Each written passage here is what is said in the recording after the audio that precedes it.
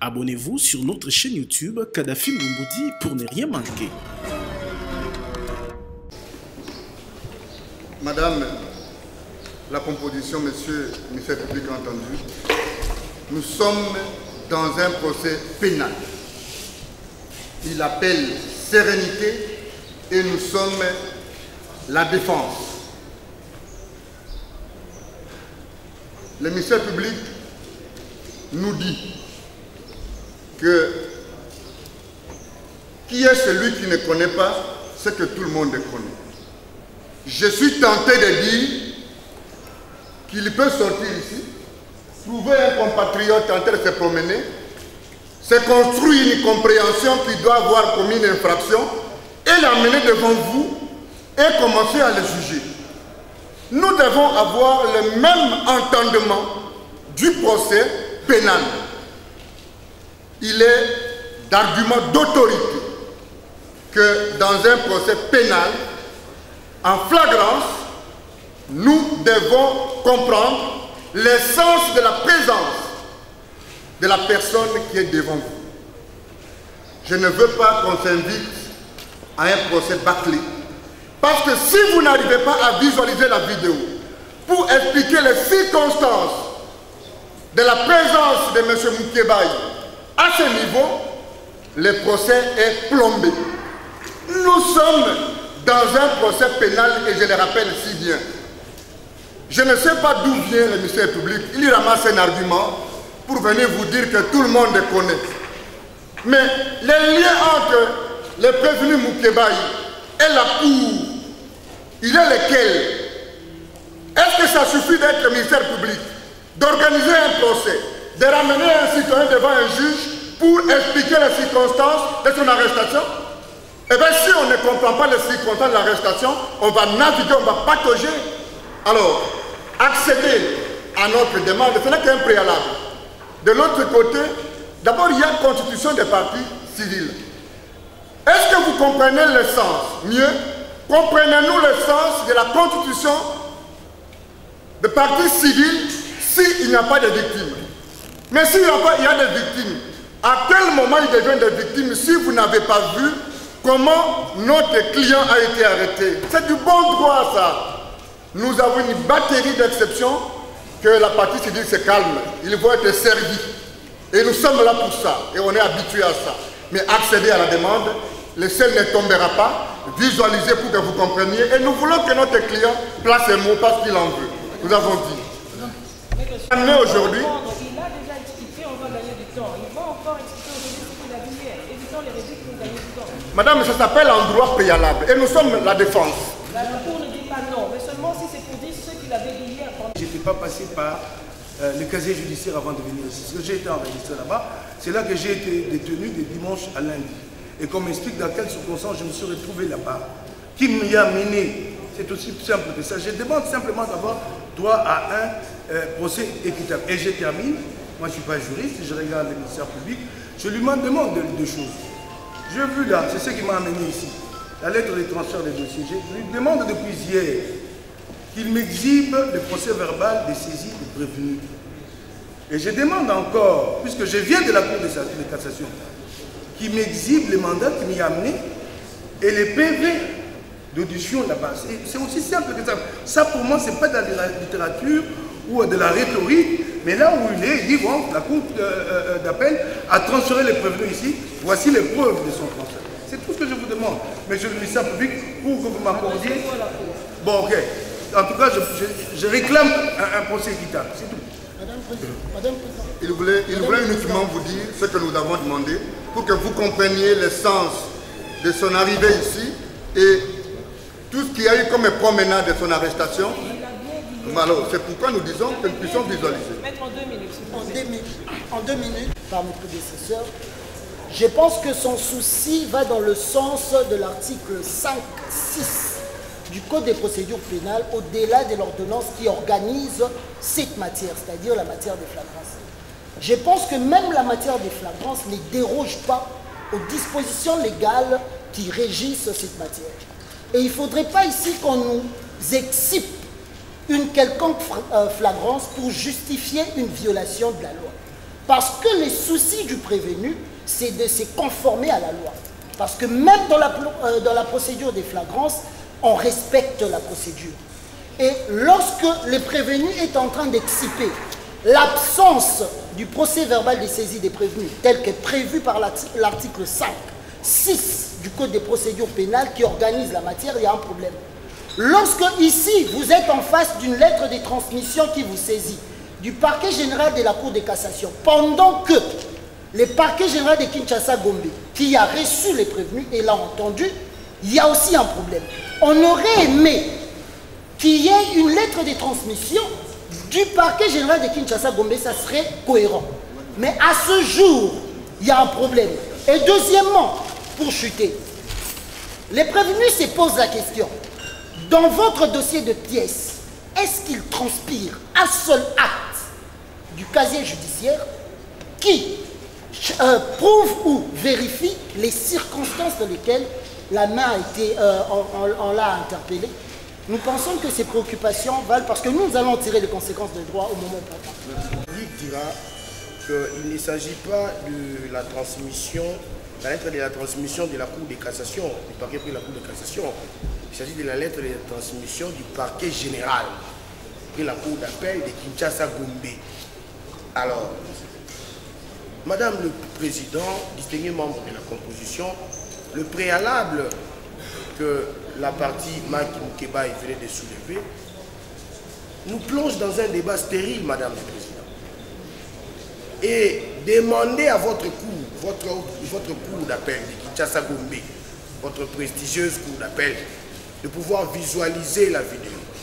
S'il est demandé déjà de toucher à un élément de l'instruction, pourquoi pas laisser à la cour d'instruire l'affaire? Vous de les demander et de soulever des préalables qui vont nous amener nulle part, Madame le Président, nous avons dit. Sous réserve d'être complété par l'honoré confrère. C'est la nullité de votre saisine, soit c'est l'inconstitutionnalité, soit c'est les conditions de sa détention. Alors, finalement, on veut quoi? La partie prévenue soutient que non, cette procédure est irrégulière. Quelle est la procédure qui est irrégulière? C'est la procédure en flagrance. Selon elle, la partie prévenue dit que non, les conditions de son arrestation violent la Constitution. Quelle disposition constitutionnelle on ne vous cite pas? Et pour citer, non, moi je veux qu'on visualise pour que vous puissiez voir comment j'ai été arrêté dimanche jusqu'à ma présentation devant votre cour. Est-ce que aujourd'hui vous êtes saisi, votre cour est saisie par quelle procédure? C'est une procédure de flagrance. La procédure de flagrance a ses règles. On ne peut pas chercher à dérouter votre cour. Je sais que c'est une cour aguerrie qui ne va pas se laisser emporter. Donc, nous vous demandons, comme l'a dit le ministère public, nous continuons à soutenir qu'il y a lieu de procéder. Commence l'instruction à ce moment-là. La partie qui veut visualiser, on va visualiser et on va continuer l'instruction. S'ils ont des préalables, ils n'ont qu'à dire que moi nous avons des besoins de préalables. Soit ils veulent amener votre cours à dire un mot pour dire non, votre cours est constitutionnel, soit de récuser votre composition. En fait, c'est la stratégie de la partie prévenue. Je comprends votre cours, elle ne va pas se laisser emporter. Nous avons dit. Nous ne sommes pas dans un procès de transfèrement d'un détenu. Sinon, c'est l'État qui devient prévenu et le prévenu devient partie civile. C'est un procès de faits commis par le prévenu. Et ces faits sont conciliés dans des supports disponibilisés à la cour. Que donc, face à certaines prédictions du genre, de savoir si l'officier du public avait personnellement assisté à la commission des faits. Mais il n'y a pas que le ministère public qui assiste à cela et qui continue à assister à cela. c'est une émission passée dans une chaîne télévisée. Audio et image. Son et image. Non seulement l'émission publique avec là a suivi, mais aussi les avocats qui sont ici au suivi. Nous soulignons que même les partout congolais, encore que c'est une chaîne qui est dans les réseaux sociaux, donc tout humain intéressé à suivre cette émission l'avait suivi.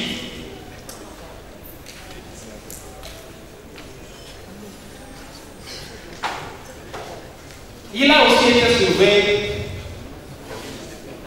un souci. Pour dire que le premier a été appréhendé sans être présenté devant l'officier de l'État, le ministère public. Alors que nous sommes en train de faire un débat sur le parquet général de cassation et le parquet général de cassation. Mais qui a dit que c'est pas là?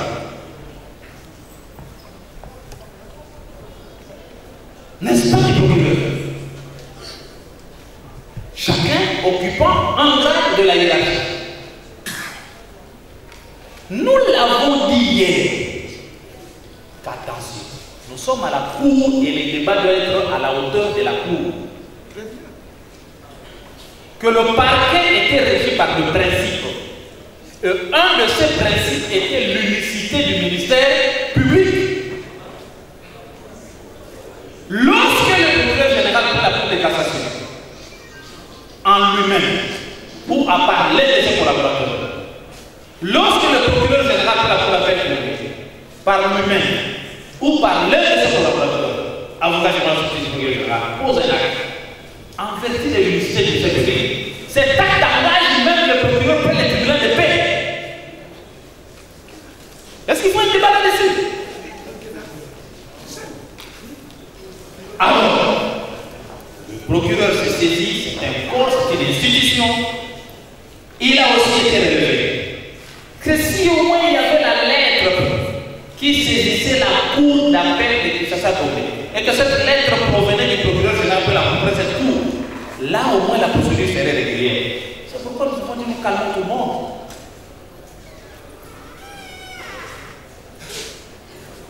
Et nous nous demandons s'ils ont eu le temps de compulser les dossiers. Un dossier faible en nombre de pièces à consulter.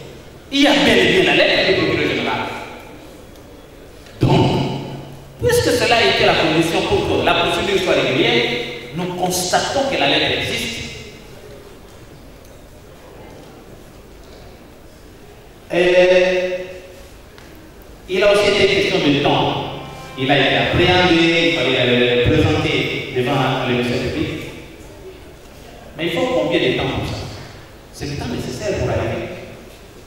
Et le temps est encore là, c'est pourquoi cette procédure de flagrance se justifie. Nous sommes là, parlons de fait, parce que nous sommes dans un procès de fait et non dans un procès de transfèrement des détenus. Je n'ose pas parler de distraction parce que j'ai affaire à des avocats que je respecte. Tous, en tout cas vu en âge, au moins il y a une certaine expérience. C'est pourquoi le mot à sortir, ils vont être des mots pas propres. Mais en tout cas, constatons que c'est le moment d'aller au fond, c'est le moment d'instruire, c'est le moment de savoir qu'est-ce que le parquet reproche à ce prévenu. Nous avons dit évidence. La préoccupation fondamentale du prévenu Maï Keba, c'est d'élucider effectivement les conditions de l'ouverture de ces dossiers au parquet général, ou au parquet général de cassation, ou au parquet général de Gombe et de Kinshasa. Je viens d'entendre un premier élément.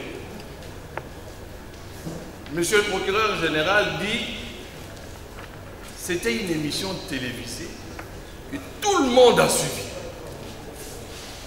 Tout le monde a suivi, même les avocats qui sont ici, même ceux qui sont dans la salle, même le procureur général lui-même.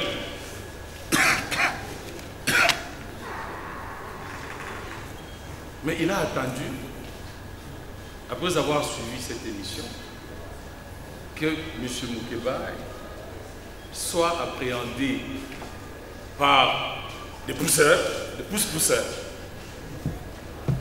qui les lui ont transmis. Et depuis qu'on a transmis M. Moukébaye au parquet près la Cour de cassation, si c'est le procureur général près la Cour de cassation qui a suivi l'émission lui-même, et je rappelle que M. Moukébaye n'a pas été appréhendé au lieu de l'émission.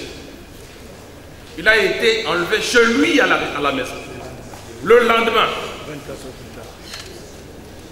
Donc, M. le procureur général près la Cour de cassation, qui a suivi l'émission, comme nous tous, a attendu 24 heures pour que les quidam, sans acte, qui se seraient, eux, énervés des propos de Moukébaye, qu'il aille l'arrêter. Et lorsque on le lui amène au parquet général de la Cour de cassation, il ne pose aucun acte. Aucun, zéro acte. Zéro acte. On vous dit que le dossier, il est petit dans votre... les pièces, il n'y en a pas, il n'y a que le procès verbal d'audition ici. Mais il n'y a aucun acte du parquet général près la Cour de cassation. Qui s'est saisi de Moukébaye? Qui s'est saisi? Le parquet a-t-il des éléments maintenant qu'il emploie et qui arrêtent des gens sans acte de procédure? Ou c'est le mécontentement d'un bureau qui a suscité que les gens aient arrêté? Et maintenant, parce que le parquet devient une blanchisserie, on doit aller blanchir la procédure là. Eh bien, on vous l'amène, flagrance. Mais la flagrance va être organisée. Elle est organisée. Nous ne pouvons pas ici tourner autour du pot comme si nous étions en train de chercher le sexe de l'ange. Vous comprenez tout de suite qu'il y a des irrégularités flagrantes. Et Moukébaye ne peut pas être amené en flagrance parce que non simplement que les circonstances de cette flagrance ne sont pas illustrées par le parquet, qui vous dit, bon, à partir du moment où il y a une lettre de transmission, tout acte du procureur général près la cassation pose, engage même le procureur près le tribunal de paix. Mais oui, quel est cet acte? La lettre de transfert. C'est ça l'acte du procureur général de la République, de la Cour de cassation, qui engage le parquet général de Gombe. C'est quel est cet acte? Alors, c'est dans ces conditions ici que nous estimons qu'il y a violation de la Constitution. Et c'est pour cela que je vais inviter mes confrères de soulever le préalable lié à l'inconstitutionnalité. Pour que votre cour, par la suite, nous laisse que la Cour constitutionnelle nous en départage. Pour les meubler les moyens, j'en laisse mes confrères.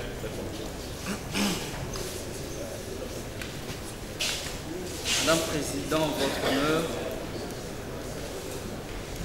je peux.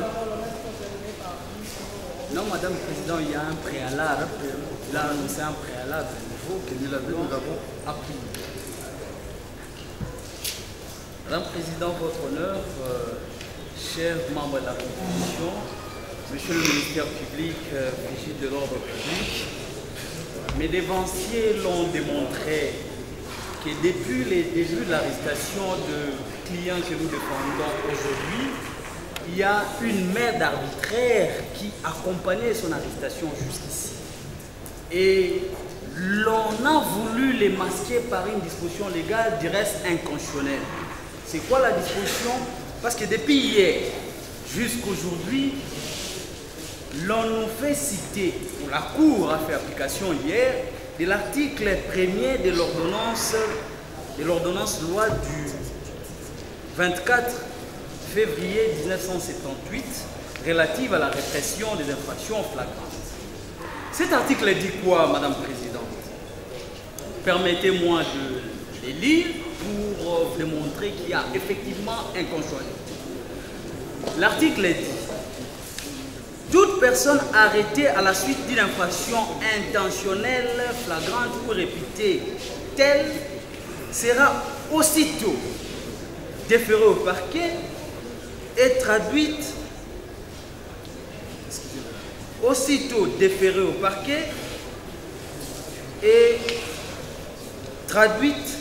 sur le champ, tout à fait, à l'audience du tribunal. Voilà, Madame Président, une disposition, je comprends, cette disposition venue avant la Constitution du 18 février 2006, qui énerve sensiblement l'article 19 de la Constitution du 18 février 2006. Et l'article 19 de la Constitution du 18 février 2006, à son alinéa D plutôt, dispose ceci: toute personne a droit à ce que sa cause soit entendue dans un délai raisonnable. Madame Président, votre honneur, l'article 1 de l'ordonnance bute sensiblement au viol de manière flagrante l'article 17 de la Constitution qui veut que toute personne dont on porte l'accusation contre elle soit jugée dans un délai raisonnable. Or, les conditions posées par l'article 1er de cette ordonnance ne permettent pas qu'il y ait un jugement dans un délai raisonnable. Les délais raisonnables ne renvoient pas seulement au retard de la procédure, mais également à la précipitation d'une procédure. Mon client a été conduit ici par une précipitation inouïe. Il les réclame. Et moi, l'avocat, j'ajoute que c'est l'article 19 alinéa D qui est violé.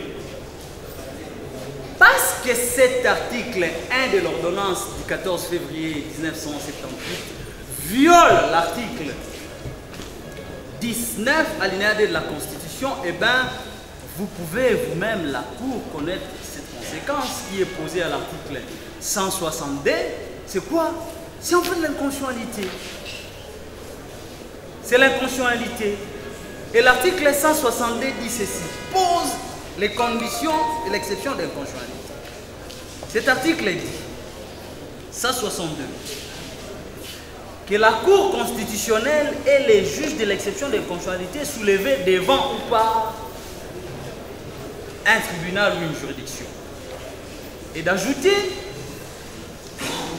l'on dit toute personne peut saisir la Cour constitutionnelle pour inconstitutionnalité de tout acte législatif et réglementaire. Et j'en passe. C'est-à-dire en droit congolais, pour qu'il y ait inconstitutionnalité ou pour qu'on parle de l'inconstitutionnalité, il faut qu'il y ait en fait un acte réglementaire ou législatif qui bute ou qui viole la Constitution. Mais c'est le cas d'espèce. C'est-à-dire l'ordonnance loi qui est un acte ayant force de loi, donc ça entre dans le cadre des paliers législatifs, qui viole l'article 19 plutôt alinéa D de la Constitution, et la conséquence est donnée à cet article même, à son point dernier, c'est que votre Cour, au regard de ses moyens, n'ayant pas compétence de pouvoir statuer sur moyen d'inconstitutionnalité, la Cour devra surseoir pour que le juge constitutionnel soit saisi au fin d'établir sur ces moyens d'inconstitutionnalité. Je pense que sur les éléments factuels et d'autres éléments de droit, vous serez complété par des confrères. Nous avons dit, Madame. Merci, Madame le Président, Mesdames la Cour, Monsieur le Ministère public. La beauté du droit loge dans les spécificités. La Constitution, c'est une compilation des valeurs positives qu'on érige en normes fondamentales pour la gouvernabilité de la société. La Constitution, c'est la loi suprême. Elle plante le décor. Elle est mouvementée en doctrine depuis Duverger jusqu'à la dernière thèse d'hier sur la segmentation de l'expression d'un état de droit. Les confrères qui me précèdent rappelle que notre présence en ces lieux énerve notre pacte social. L'énervement ne relève pas du droit pénal élémentaire. Il faut grimper dans la contextualisation théorique pour dénicher en quoi la loi fondamentale est énervée sur pied de l'application du texte sous-évoqué. Dupond-Moretti, un jour dans une cour d'assises, est arrivé à démontrer que on n'énerve pas seulement une disposition constitutionnelle. Parce que de l'école d'Aix à Marseille, on peut énerver les blocs de consonalité qui est aussi composé du préambule. Préambule de notre Constitution. Animé par notre volonté commune de bâtir au cœur de l'Afrique un état de droit et une nation puissante et prospère. Point. Article 1er de la Constitution. La République démocratique du Congo est, dans ses frontières du 30 juin 1960, un état de droit. Je n'ai pas la prétention d'aborder l'aspect théorique ici pour expliquer ce que ça veut dire un état de droit au regard de l'emblème cosmétique qui plombe aujourd'hui les concepts dans l'arsenal politique de notre pays. Je n'ai pas voulu dire un état de droit cosmétique.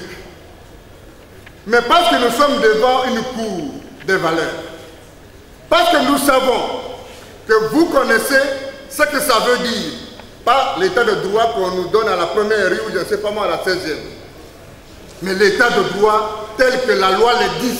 Il y en a encore des techniciens et il y en a des citoyens de valeur qui ont accepté de mettre la toge pour l'appliquer.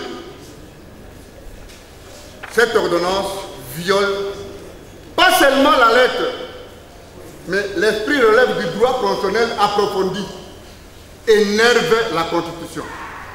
Mais la Constitution, dans son intelligence légendaire, qui dépasse l'entendement de celui qui pense un jour être partie civile, mais sans énerver les civilités d'une quelconque partie civile, loge dans l'intelligence de l'article 162 de la Constitution. La Cour constitutionnelle est l'exception, sauf ici parmi nous, par mégarde. On a rajouté encore autour de 9 juges de la Cour constitutionnelle. Certaines personnes dans la salle, ils vont se signaler. On dit la Cour constitutionnelle est le juge de l'exception d'inconstitutionnalité soulevé devant et par une juridiction. Alors ça commence à être un droit très technique. Je demande à ce que les gens qui vont s'attarder à répondre aient les armes pour que nous puissions élever le débat dans le prisme de ce qu'a voulu le ministère public, que je n'ai pas reconnu aujourd'hui malgré son niveau intellectuel accepté dans la société.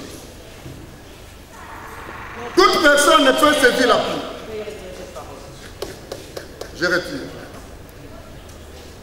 Toute personne ne peut saisir la Cour constitutionnelle pour inconstitutionnalité de tout acte législatif ou réglementaire. Mon précédent confrère vous a rappelé l'intelligence et la nature juridique du texte qui énerve la loi fondamentale. Je ne vais pas gaspiller votre temps. Alors, la conséquence, c'est qu'elle peut, en outre, saisir la Cour dans tout ce que vous savez. Mais ce qui est intéressant, pour terminer, c'est que la juridiction par devant, telle soulevée, cette exception, sur soi. Et donc, nous vous aimons beaucoup. On aurait bien voulu continuer cette affaire parce que nous avons une batterie d'autres exceptions. La vidéo est l'issue de la circonstance de l'arrestation de notre client, mais qu'en attendant de vérifier auprès de ceux à qui la loi a confié le pouvoir de voir si les circonstances de l'arrestation de notre ami et frère Moukébaï sont dans l'esprit et l'entendement de la loi, vous allez devoir vous reposer pendant un temps et nous allons nous revoir dans quelques jours. Nous avons. Et conjointement avec mes estimés confrères, Maître Tinda Mongali Bonga. Maître Tinda Mongali Bonga, Mwana Okata Ongolo Obucheche. Je suis avocat au barreau près la cour d'appel de Kinshasa Matete. Je fais bien toutes les interventions de mes estimés confrères qui venaient de me précéder. Mais je voulais quand même, Madame le Président, dire un mot. Et puis, je vous remets la parole. Madame le Président, je pense que nous sommes aujourd'hui devant les juges du droit écrit. Nous ne sommes pas sous un arbre à palabres. Nous ne sommes pas devant les juges du droit coutumier. Madame le Président, je crois qu'il y a une exception qui venait d'être soulevée par mes prédécesseurs et nous attendons à ce que, Madame le Président, vous puissiez surseoir et laisser les juges compétents, qui sont les juges de la Cour constitutionnelle, à analyser avec une attention soutenue notre exception telle que ça venait d'être soulevé et explicité par mes estimés confrères, nous avons dit.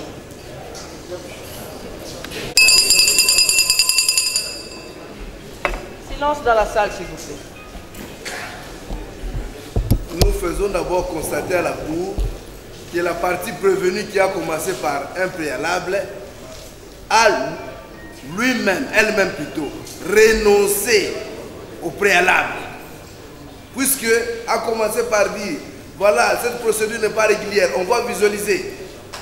Il y a eu un débat houleux autour de ça. Sans que vous-même, vous puissiez, la Cour puisse se prononcer, la partie elle-même est venue aux exceptions. Première exception, nous l'avions déjà dit. On savait qu'on va chiter à l'inconstitutionnel. Non, c'est une procédure, cette procédure viole la Constitution, l'article 19, combiné avec l'article 1er, on a cité tout un état de dispositions constitutionnelles. Mais, nous sommes dans une procédure d'exception. Nous ne sommes pas dans une procédure ordinaire. Et la procédure exceptionnelle ne viole pas la Constitution. C'est constitutionnel. Donc, l'on ne vous dit pas, si l'on refuse de visualiser les images où on ne sait pas peut-être que ça a été Boutika Lubumbashi, ou où, on n'a pas encore commencé l'instruction. Non, il faut d'abord visualiser. Nous savons, puisqu'on n'a pas affaire à n'importe qui, certainement dans les officines de Lubumbashi, bien préparés pour faire concours à votre cours. C'est ainsi que votre cours a insisté. Madame la Présidente, vous avez parlé de limiter ici. Hein? Vous avez parlé de limiter ici. Vous avez parlé de limiter. Vous avez parlé de limiter. Maître, dépassionner les débats, s'il vous plaît. Dépassionner les débats. Donc, nous savons comment les choses. C'est le procès des partis, maître. Pas de passion, ça.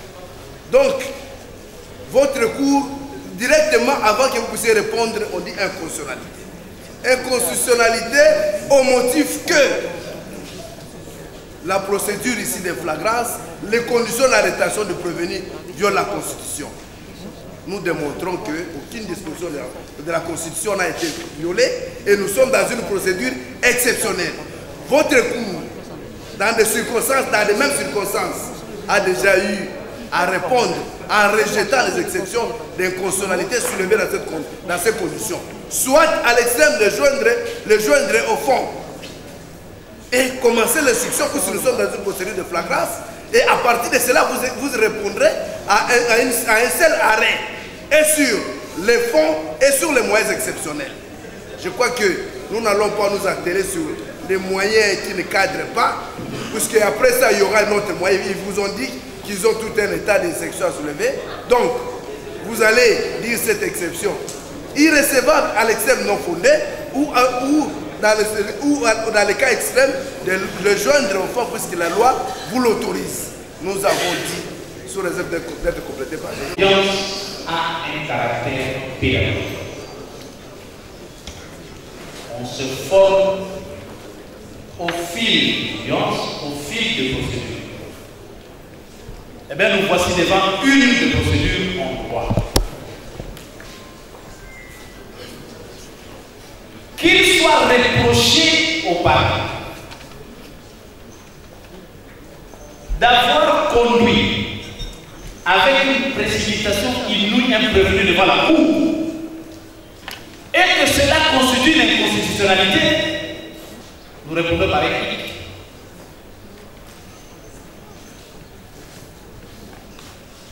Qu'il soit relevé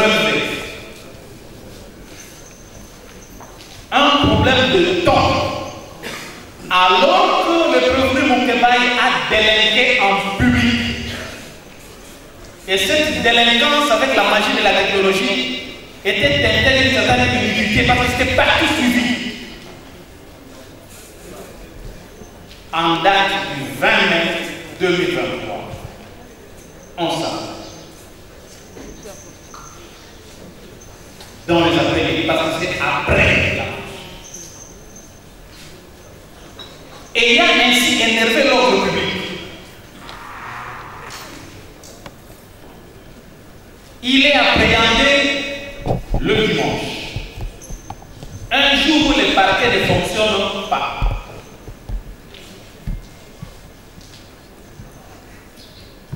Il est logé, gardé, il est transféré le lundi, les prochains jours ouvrables et utiles. Et c'est le lundi qu'il est présenté devant la cour. Voilà qu'on crie à une précipitation inouïe. Et que c'est cela la inconstitutionnalité.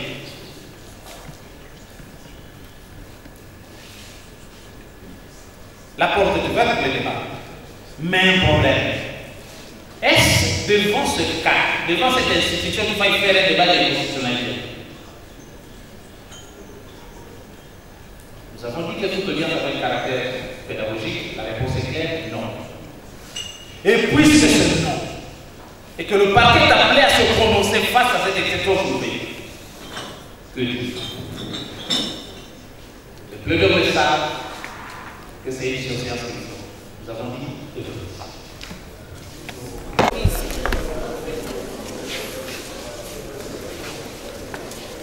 la partie prévenue a soulevé l'exception d'inconstitutionnel. La Cour d'appel relève à l'attention du prévenu d'abord et de tous les avocats qu'elle n'est pas juge de la constitutionnalité. Au regard de tout ce qui venait d'être développé ici, elle va donc ordonner la surséance à statuer sur cette cause. Aussi, elle va ordonner la mise en détention préventive du prévenu en attendant la suite que va réserver la Cour constitutionnelle sur ce moyen. Jusqu'à ce que vous remerciez. Plus rien n'étant au rôle de c'est